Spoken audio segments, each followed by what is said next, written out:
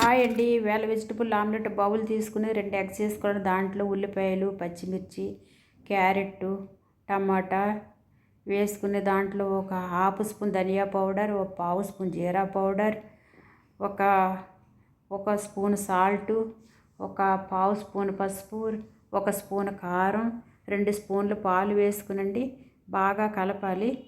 బాగా కలిపి పెనం పెట్టుకునండి. దాంట్లో ఒక హాఫ్ స్పూను నూనె వేసుకుని ఈ మిక్చర్ని దాంట్లో వేయాలండి. వేసి బాగా స్ప్రెడ్ చేయాలి. స్ప్రెడ్ చేశాక కొద్దిగా కొత్తిమీర తీసుకుని దానిపైన వేసి మూత పెట్టాలి. మూత పెట్టడం వల్ల పాలు పోసాం కదండి, అందుకు బాగా పొంగుద్దండి. పొంగి ఒక ఆమ్లెట్, ఒక ఎగ్ కాకుండా 2-3 ఎగ్గులు వేసుకున్నంత ఆమ్లెట్ వస్తుందండి. మీరు కూడా ట్రై చేయండి. నేను చెప్పడం కాదు కానీ మీరు చేస్తే అప్పుడు తెలుస్తుంది. అంతేనండి, ఎంతో టేస్టీ గల వెజిటబుల్ ఆమ్లెట్ రెడీ.